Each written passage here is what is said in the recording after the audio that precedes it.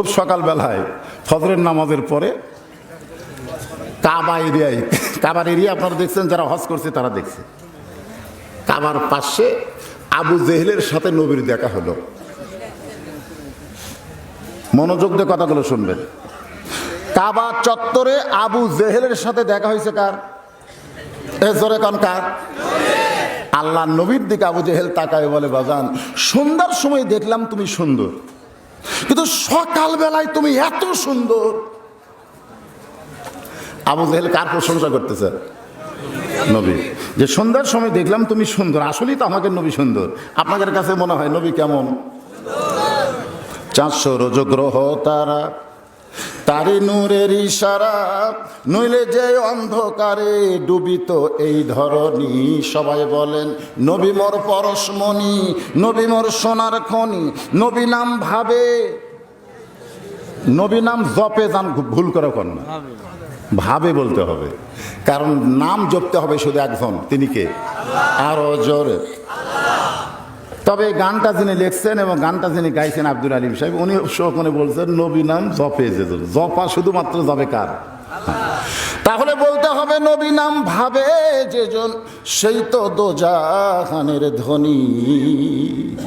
আবু জেহেল বলতেছে সন্ধ্যার সময় দেখলাম তুমি সুন্দর, কিন্তু সকালবেলা তুমি এত সুন্দর কেন? আল্লাহ নবী বললেন, চাচা সকালবেলা এত সুন্দর হওয়ার পিছনে কারণ হলো আমি কাবার পাশে ঘুমিয়েছিলাম। ফেরেশতা জিবরাইল আমাকে ঘুম থেকে চেতন করে জমজমের কূপের পানিতে ওযু করাইয়া বোরাকের পিঠে করে বাইতুল মুকাদ্দাস সুবহানাল্লাযী আসরা বিআবদিহি লাইলাম মিনাল মাসজিদিল হারাম ইলাল মাসজিদিল আকসা। আছে না নাই? যখন আছে না? হ্যাঁ, আল্লাহ রাসূল বলতেছেন, চাচা বোরাকের পিঠে চড়ে বাইতুল্লাহ থেকে বাইতুল মুকাদ্দাসে 2 রাকাত নামাজের ইমামতি করার পরে 7 আসমান পাড়ি দিয়ে আল্লাহর আরশে গেলাম। আল্লাহ পাক আমাকে 5 ওয়াক্ত নামাজ দিল। সেই নামাজ নিয়ে আবার রাতারাতি ফেরত এসে ফজরের নামাজ আদায় করে সকালবেলায় আপনার সঙ্গে আমার দেখা হলো। কিছুই কয় না। আল্লাহর নবী যে কথাগুলো আবু জেহেলকে বলতেছে, এই কথাগুলো কি আপনাদের বিশ্বাস হয়? তো বিশ্বাস হলে কি বলা লাগে? সুবহানাল্লাহ, জোরে গান কি বলা লাগে? আপনারা নবীর উম্মত হয়ে সুবহানাল্লাহ কবেন না? তো এখন আবু জেহেল নবীর মুখে এই কথা শোনার পরে বলতেছে, কি বলতেছে? পাগল, তুমি পাগল হয়ে গেছো। যেই বাইতুল মুকাদ্দাস আমি দুইবার ভ্রমণ করেছি, যেখানে যাইতে লাগে 30 দিন, আসতে লাগে 30 দিন, আর তুমি আজকে রাত্রেবেলা সেখানে 2 রাকাত নামাজ পড়াইছো। সেখান থেকে তুমি 7 আসমান পাড়ি দিয়ে আল্লাহর আরশে গেলে আল্লাহ তোমাকে 5 ওয়াক্ত নামাজ দিল। আবার রাতারাতি ফেরত এসে সকালবেলা এই গাঁজাখুরি গল্প আমার কাছে করলে। এই বলে আবু জেহেল যখন চলে যাচ্ছে, নবী জোড় হাত করে বলতে, চাচা চাচা আপনি আমাকে 1000 বার পাগল কোন, অসুবিধা নেই, কিন্তু যান কোথায়? আবু জেহেল বলতেছে, বহুদিন হলে চেষ্টা করতেছি তোকে আমার এলাকা থেকে তাড়াইয়া দিব, কিন্তু কোনো ইস্যু নাই। ধরে কোন কি নাই? তা আমি তোকে আমার এলাকা থেকে তাড়ানোর ইস্যু পাচ্ছি না। তো নবী বলতে, চাচা আমি আপনার সাথে কি অপরাধ করছি যা আপনার এলাকা থেকে আমাকে তাড়াবেন? কারণ যারা হজ করবার গেছেন তারা নিজের চোখে দেখে আইছেন আবু জেহেলের বাড়ি থেকে পশ্চিম দিকে, যেরকম কোন দিকে? পশ্চিম দিকে কাবা হচ্ছে 200 মিটার। যারা হজ করছেন তারা দেখে আইছেন। আর আবু জেহেলের বাড়ি থেকে পূর্ব দিকে নবীর বাড়ি হলো 150 মিটার। যেরকম কত মিটার? পশ্চিমে কাবা আর পূর্ব দিকে মুহাম্মাদুর রাসূলুল্লাহ, মাঝখানে আবু জেহেল। কি ভাগ্যবারে!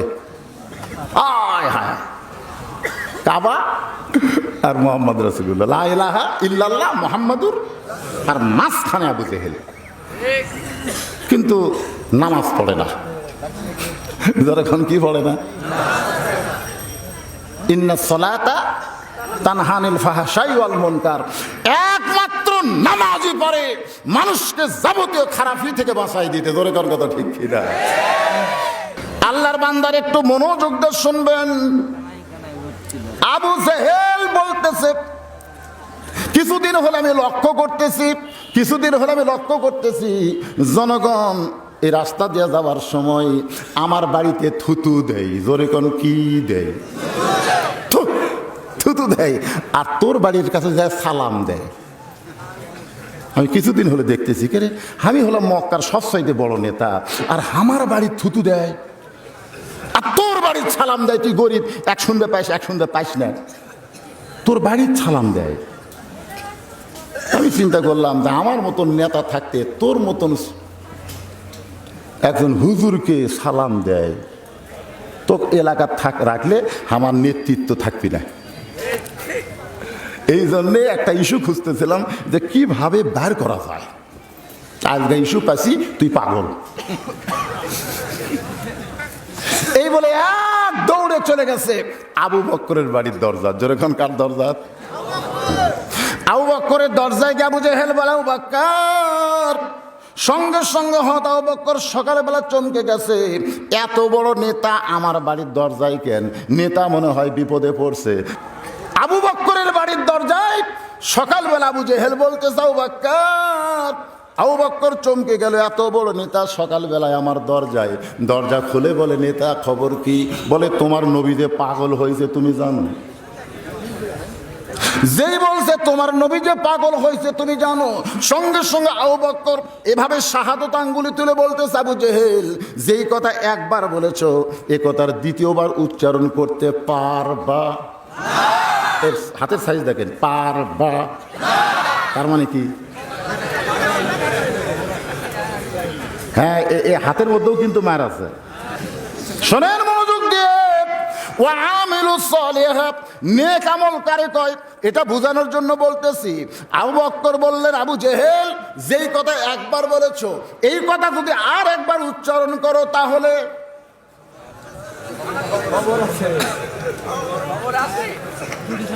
আবু জেহেল 2 ধাপ পিছনে গেছে। যেটি জানায় খবর দিছে যে তোর নবী পাগল হচ্ছে, সেখান থেকে 2 ধাপ পিছনে গেছে। পিছনে যায় বলতেছে, আবু বক্কর ভাই, তুমি না নরম মানুষ, তুমি এত গরম হলে কেন? আবু বক্কর বলে, আবু জেহেল, যারা প্রকৃত মুসলমান হবে তারা সব সময় নরম থাকবে না, মাঝে মধ্যে তাদেরকে গরমও হওয়া লাগবে। আমার নবীর বিরুদ্ধে কেউ যদি কথা বলে, সুবহানাল্লাহ কোন, আমার নবীর বিরুদ্ধে, যে নবী আমাদের উকিল হবেন, ব্যারিস্টার হবেন, আমাদেরকে সুপারিশ করে জান্নাতে নিয়ে যাবেন, সেই নবীর বিরুদ্ধে যদি কেউ কথা বলে, এমন সময় নরম ভূমিকা পালন করা হলো মুনাফিকি। শোনেন মনোযোগ দেয়া, মাইয়াকুলু আমান্না বিল্লাহি ওয়া বিল ইয়াউমিল আখিরি ওয়া মা হুম বিমুমিনিন। আল্লাহ পরকালকে বিশ্বাস করবে, এরপর আল্লাহ বলেছেন ওমা হুম বিমুমিনিন, সে মুমিন নয়। তাহলে মুমিন যদি না হয়, ওর ডিগ্রি কি? মুনাফিক। জোরে কোন ডিগ্রি কি? নবীর বিরুদ্ধে কথা শোনা যাবে? যদি কথা আমরা শুনতে পাই তাহলে কি নরম থাকবো না গরম হব? আমাদের বাংলাদেশে হয়তো নবীর বিরুদ্ধে কোনো কথা বলতেছে না, কিন্তু নবীর পথে যারা চলে তাদের বিরুদ্ধে শ্বাস টলে কথা বলতেছে না? কথা কোন বলতেছে না? আপনারা কি বিশ্বাস করেন কোরআনে আল্লাহ বলেছে ইন্নামা ইয়াখশাল্লাহ মিন ইবাদিহিল উলামা? এটা কি আমার কথা না আল্লাহর কথা? বান্দা সমূহের ভিতরে আলেম বান্দারা আল্লাহকে সবচাইতে বেশি ভয় করে, কথা কয় না? আল্লাহ বলেছেন ইন্না আকরামাকুম ইনদাল্লাহি আতকাকুম, ওই ব্যক্তি সবচাইতে দামি হয় যার কলিজার মধ্যে আল্লাহর ভয়। বর্তমানে আলেম ওলামারা ভালো আছে না বিপদে আছে? আপনারা তো জিজ্ঞাসা করলেন, হুজুর আপনি কেমন আছেন? আবু বক্কর বলতেছে, আবু জেহেল, আমার নবীকে পাগল বলার কারণ কি? আবু জেহেল বলতেছে, তোমার নবী কইল আজকে রাত্রেবেলা বাইতুল মুকাদ্দাসে 2 রাকাত নামাজ পড়াইছে, সেখান থেকে 7 আসমান পাড়ি দিয়ে আল্লাহর আরশে গেছে, আল্লাহ নাকি নবীর নামাজ দিয়েছে, সে নামাজ নিয়ে রাতারাতি আবার ফেরত আইছে। এখন বলে আবু বকর, এই গাঁজাখড়ি গল্প কি বিশ্বাস করা যায়?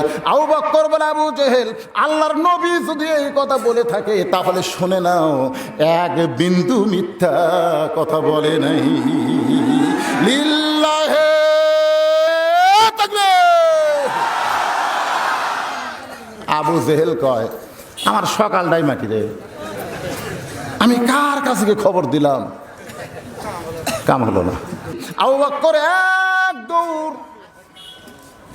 এক দৌড়ে নবীর কাছে গিয়ে দেখে নবী কাবার সঙ্গে হেলান দিয়ে ছোট বাচ্চার মতন ফুপায় ফুপায় কাঁদতেছে। আবু বকর তার রুমাল দিয়ে নবীর চোখের পানি মুছে বলতেছে, ইয়া রাসূলুল্লাহ, এই বছরটা হলো আপনার কষ্টের বছর।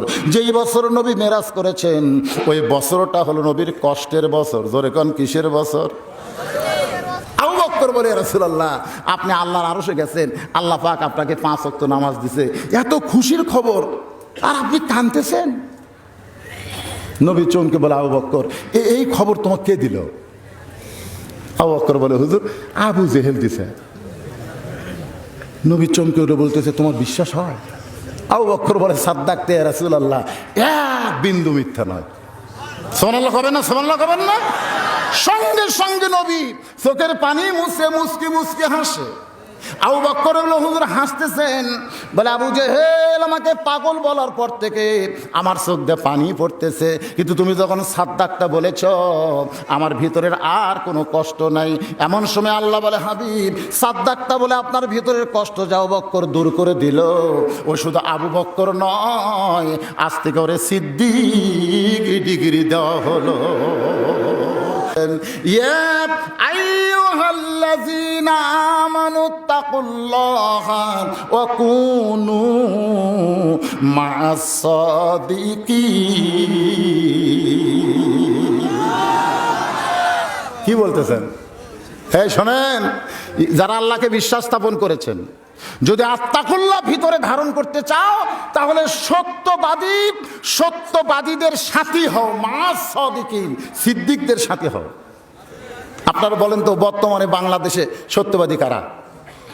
যারকে দল করার জন্য, সাথী হওয়ার জন্য আল্লাহ কোরআনে নির্দেশ করছেন, মা'আস সাদিকিন, মানে কি তাদের সঙ্গে দল করো। এই সত্যবাদী কারা? না, আপনারা কথা কন না একেবারে। ইতিহাস কি সাথে সাথে হয় নাকি? এখন বুঝতেছেন না, একদিন ঠিকই বুঝবেন।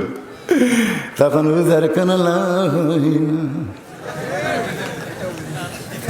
সাইদি হুজুর জেলের মধ্যে মরতেছে। হ্যাঁ, যার একটা খাট নাই, পালক নাই, যারা হাতের সাথে মুসাফা করার জন্য হাজার হাজার মানুষ খাড়া হয়ে থাকে, এখন অনেক আলেমের হাতে হ্যান্ডকাপ পরে থসে, মুসাফা করবেন কেমনি? হ্যাঁ, আল্লাহর বান্দারা একটু মনোযোগ দিয়ে কথাগুলো শুনবেন। এক লোক আসে আমাকে বলতে, হুজুর থানাত গেছিলাম। আমি বললাম, কি জন্যে? বলে, কোরআনের মাহফিলের অনুমতি নেওয়ার জন্য। আমি বললাম, কি হলো? থানার ওসি সাহেব বললো, না, আপাতত অনুমতি দেওয়া যাচ্ছে না, কারণ আমাকে অনুমতি দেওয়ার কোনো অধিকার নেই। আমি বললাম, ওসি সাহেবের যদি অনুমতি দেওয়ার অধিকার না থাকে তো লিবার গেলা কেন? হুজুর ভয় লাগে। কিসের ভয়? কিসের ভয়?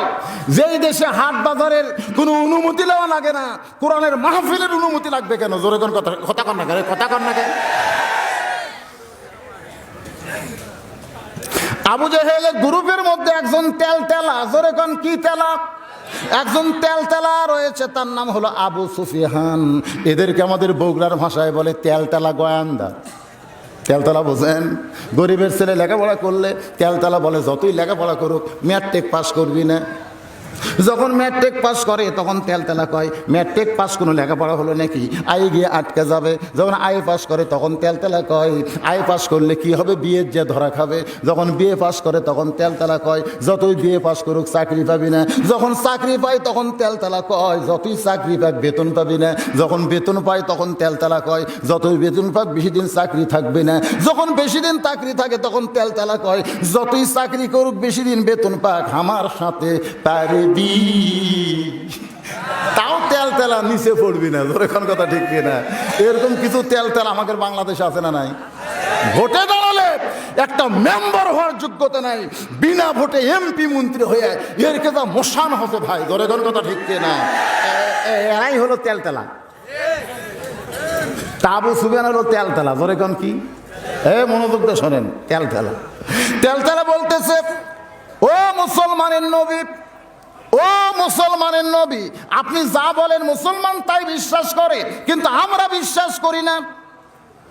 কথাটার সাইজ দেখেন। ও মুসলমানের নবী, আপনি যা বলেন তাই মুসলমান বিশ্বাস করে, কিন্তু আমরা বিশ্বাস করি। সঙ্গে সঙ্গে হযরত ওমর দাঁড়াইছে, সঙ্গে সঙ্গে ওমর ফারুক দাঁড়াচ্ছে। কে দেখেন কে দাঁড়াচ্ছে? আবু জেহেল সকালবেলা কার বাড়িতে গেছিল? আচ্ছা, ভুল করে যদি উমরের বাড়িতে যেত তাহলে কি হতো? খালি এই লোক তুলে সঙ্গে সঙ্গে ওমর ফারুক লাভটা দাঁড়াইছে। কুমুলিল্লাহি কানিতিন। জোরে কান সুবহানাল্লাহ। দাঁড়াবেন। আপনি দাঁড়িয়ে দাঁড়িয়ে বাজার করতেছেন, হেঁটে হেঁটে বাড়িতে আসতেছেন। কি আপনি দাঁড়িয়ে দাঁড়িয়ে বাজার করতেছেন? না দে ভাই হাফ কেজি দে, 1 কেজি দে। আপনি 10 কেজি বাজার করছেন, সেই বাজারে আবার হেঁটে হেঁটে বাড়িতে আসতেছেন। আর মসজিদে এসে চেয়ার খুঁজতেছেন। মসজিদে এসে চেয়ার খুঁজতেছে কেন? তুই হেঁটে হেঁটে মসজিদের মধ্যে ঢুকে চেয়ার খুঁজিস কে? হ্যাঁ, টুর সমস্যা। মজা আছে চেয়ারত নামাজ পড়ে, মজা আছে। জোরে কর কি আছে? মজা। আপনি জানেন নামাজের ভিতরে ফরজ হলো 13টা। জোরে কোন কয়টা? তার মধ্যে একটা ফরজ হলো দাঁড়িয়ে নামাজ পড়া। নামাজের মধ্যে ভুল কর্মে কোনো ওয়াজিব যদি ছুটে যায় সঙ্গে সঙ্গে লোকমা দিয়ে সেজদা আদায় করা। সেজদা দিলে নামাজ হয়ে যায় ওয়াজিব।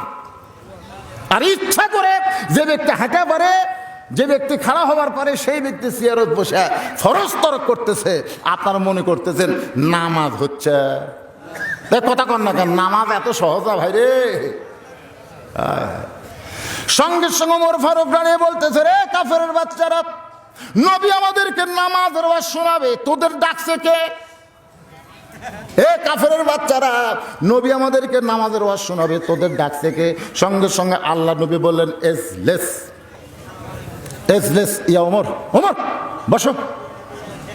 আতিউল্লাহ ওয়া আতিউর রাসূল, আল্লাহর আনুগত্য করো, তোমার নবীর অনুসরণ করো। আমি নবী যেখানে আছি সেখানে তোমাকে দাঁড়ানোর হুকুম কে দিল? বসো। এখান থেকে বোঝা গেল আমাদের নেতা কোনোদিন আমাদেরকে উস্কায় দেয় না। আমরা যদি উস্কাবার চাই নেতা আমাদের বসায় দেয়। ধরে কোন কথা ঠিক কি না? নবীর আদর্শের যারা দল করে অনেকে মনে করে হুজুর এত কিছু হচ্ছে তাও আপনারা কিছুই করেন না। আমরা তখন কি বলি? নেতার হুকুম নাই, নেতার অনুমতি নাই। এখন পর্যন্ত নেতারা বলতেছে এজলেস, বস। জোরে কোন কথা ঠিক? আচ্ছা, যদি আল্লাহ নবী বলতো ওমর সকালবেলা আবু জেহেল হাত পাগল হয়ে গেছে, এখন গ্রুপ লিয়াচ্ছে যা ধর, তাহলে কি হতো? কি হতো?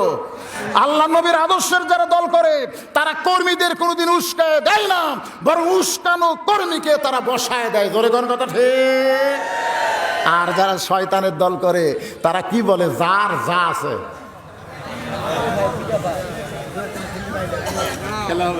খেলা হবে, খেলা খেলা। কি মন খারাপ করতেছেন? ও আমিলু সালেহা, নেক আমলের কথা হচ্ছে বাজান। আল্লাহ নবী উমরকে বসায় যে বললেন ও মক্কার সম্ভ্রান্ত গোষ্ঠীরা, আপনারা বড় দামি দামি মানুষ, আপনারা সামনে বসেন, আমি নামাজ সম্পর্কে কথা বলবো, আপনারা বসে শোনেন। দেখেন আমাদের নবী কেমন, তাদেরকে বলতেছে আপনার সম্ভ্রান্ত বংশের লোকেরা আপনারা সামনে বসেন, আমি বলবো আপনারাও শুনবেন। এমন সময় আবু সুফিয়ান বলতেছে, আমরা তোমার নামাজের ওয়াজ শুনতে আসি নাই, আমরা তোমার নামাজের ওয়াজ শুনতে আসি নাই। বলে কি শুনতে আইছেন? বলে আমাদের নেতা দুইবার বাইতুল মুকাদ্দাস ভ্রমণ করেছে, যেখানে যাইতে লাগে 30 দিন, আসতে লাগে 30 দিন। আর তুমি নাকি কইছো আজকে রাত্রেবেলায় বাইতুল মুকাদ্দাসে তুমি 2 রাকাত নামাজ পড়াইছো। ও মুসলমানের নবী, বাইতুল মুকাদ্দাসে যদি 2 রাকাত নামাজ পড়াও, তাহলে আমাদের প্রশ্ন হলো বাইতুল মুকাদ্দাসের দরজা জানলা কয়টা বলতে হবে? দরজা জানলা কয়টা? আবু বকর রাদিয়াল্লাহু বলতেছি, ইয়া রাসূলুল্লাহ, এরা যে দরজা জানলার হিসাব চায়। আল্লাহ নবী বলতেছে, আমি তো বাইতুল মুকাদ্দাসে আমার ইচ্ছায় যাইনি, আল্লাহ আমাকে নিয়ে গেছে। আর ওখানে যাই আমি 2 রাকাত নামাজ পড়াছি, আমি তো দরজা জানলা গুনবার যাইনি। আমাদের নবী কি দরজা জানলা গুনবার গেছে? আপনারা শিখদারি বাজারের মসজিদে নামাজ পড়ছেন, সামনে কাতারে। একজন বলতেছে তুই নামাজ পড়ছিস? বলে হ্যাঁ। কোন জায়গাটা? সামনে কাতারে। কার বিশ্বাস হয় না? আরে ভাই সামনে কাতারে নামাজ পড়ছি রে, আমার বিশ্বাস হয় না। তো বিশ্বাস হবি তোর কি দিয়ে? তুই বল তো ফ্যান কয়টা আছে, বল মসজিদের মধ্যে ফ্যান কয়টা, বল। তখন কয় কে রে, আমি তো নামাজ পড়তেছি, আমি তো ফ্যান গুনবার যাইনি। আসলে আপনার কি ফ্যান গুনবার যান, নামাজ পড়বার যান? তব আন্তর প্রশ্ন, ফ্যান কয়টা আছে মাথার ওপর? আল্লাহর নবী যখন চোখের পানি বের করে কান্দে, এমন সময় আবু বকর বলে, রাসূলুল্লাহ, সকালবেলা আবু জেহেল আপনাকে পাগল বলে চলে গেছে, এখন গ্রুপ নিয়ে আইছে আপনাকে চূড়ান্ত অপমান করবে। ওগো নবী, এখন কি করবেন? আল্লাহ নবী যখন চোখের পানি বের করে কাঁদতেছে, এমন সময় আল্লাহ বলেন, ওরা ফানা লেখা জিকরাক, সবার চাইতে আপনাকে সম্মান দিয়া সবচাইতে উপরে উঠাইছি। দুনিয়ার কোনো আবু জেহেল আপনার সম্মানকে খাটো করতে পারবেন না। ওগো নবী, আমি আল্লাহ বাইতুল মুকাদ্দাস জিবরাইলের মাধ্যমে আপনার সামনে হাজির করে দিব। ফেরেশতা জিবরাইল তারা হাতের উপরে নিয়ে বাইতুল মুকাদ্দাস ঘুরাতে থাকবে, আর আপনি দরজা জানলা গুনে গুনে আপনি উত্তর দিয়ে দিবেন। ফেরেশতা জিবরাইল নবীর সামনে বাইতুল মুকাদ্দাস হাজির করে দরজা জানলা যখন একে একে সামনে ধরে, নবী হিসাব করে যখন উত্তর দেয়, আবু জেহেল বলতেছে চলো যাই। আবু সুফিয়ান বলে, নেতা চলো যাই কেন বলতেছেন? কারণ আপনি দুইবার বাইতুল মুকাদ্দাসে গেছেন, আপনি তো হিসাব জানেন। আব্দুল্লাহর বেটা তো হিসাব জানে না, আজকে রাত্রেবেলা বাইতুল মুকাদ্দাসে গেছে, তাহলে হিসাব কেমনে দিল? চলো যাই কেন বলতেছেন? আবু জেহেল বলতেছে, খামাকা গন্ডগোল করা লাভ কি? চলো যাই, খামাকা গন্ডগোল করা লাভ কি? চলো যাই বলার সঙ্গে সঙ্গে সব নেতারা চলে গেছে, কিন্তু আবু সুফিয়ান খালি চিন্তা করে, এই চলো যাই মানে বুঝতে পারলাম না। আবু জেহেল বলতেছে, বুঝবার যদি চাস তাহলে ঘরের মধ্যে চ। এবার ঘরের মধ্যে ঢুকে বলতেছে, আবু সুফিয়ান দরজা জানলা ঠিক মতো দেখতো, ঠিক আছে কিনা? বলে সব ঠিক মতো লাগানো আছে। আবু জেহেল বলতেছে, তাহলে শোন, আব্দুল্লাহর এতিম পোলা হলো আল্লাহর নবী। আবু সুফিয়ান বলতেছে, আব্দুল্লাহর এতিম পোলা আল্লাহর নবী, এই কথা দরজা জানলা বন্ধ করে কেন? বেড়া যায় বলি, চলেন আপনি বলবেন আল্লাহর, আমি বলবো নবী। আবু জেহেল বলতেছে, পাগলা, নবী হিসাবে জানি রে, কিন্তু মানি না। ওয়াক মানবার গেলে আমার নেতৃত্ব থাকবে না, ওরে মানবার গেলে আমার নেতৃত্ব থাকবে না। আজকে আমাদের বাংলাদেশে এইরকম জানার পরে অনেকে মানে না। জোরে কোন কথা, ঠিক করে কথা কন না, জানে না। জুমার দিনে হাফিজ সাহেব আমাকে বলতেছে, হুজুর আমার জীবন সার্থক। আমি বললাম কেমনে? বলে আজকে এমপি আমার পিছনে নামাজ পড়ছে। হুজুর এমপি আমার পিছনে একটা লোক হলো না। এমপি আপনি আমাকে 2 থানার নেতা, আপনি সামনে যান, একটা লোক হলো না। এমপির সাথে যারা ঘরে তারাই বলতে, হুজুর আপনি সামনে যান, আর এমপি স্যার আপনি লাইন অফ দাঁড়ান। আমি সামনে যাই, চিন্তা করলো, তুই অত বড় নেতা রে, তাও সামনে যাওয়ার পারলু না। আমি গরিবের ছেলে সামনে আছি, তাকাই দেখি হুজুর উরাত মোটা, পেট মোটা। উরাত আর পেট যার মোটা হয়, তার রুকুর মধ্যে খুব কষ্ট হয়। এই জন্য আল্লাহ রাসূল বলেছেন, খাওয়ার সময় তুমি ক্ষুধাকে 3 ভাগ করো, 1 ভাগ খাও, 1 ভাগ পানি পান করো, আর 1 ভাগ আল্লাহর জন্য ফাঁকা রাখো। তোমার এই বুকের চাইতে পেট কোনোদিন উঁচা হবে না। কিন্তু আমরা খাবার বসে এমন খাওয়া খাই, ওটি নবী সুন্নতের কথা খেয়াল নাই। খাওয়ার শেষে একটা শয়তান খেয়াল করে দেয়, মিন শারিল ওয়াসওয়াসিল খান্নাস, ভিতরে খান্নাস বলতেছে খাওয়ার পরে মিষ্টি খাওয়া সুন্নত, মানে আরো খাবি। কি কোন এরকম আছে না নাই? আল্লাহর বান্দার একটু মনোযোগ দেন। আবু জেহেল বলে আমি জানি ঠিকই মানি না। নবী 5 ওয়াক্ত নামাজ নিয়ে সাহাবীদের সামনে আলোচনা করবেন, আমি 5 ওয়াক্ত নামাজ নিয়ে আজকে আলোচনা করতে পারবো না ভাইজান, কারণ অনেক রাত হয়ে গেছে।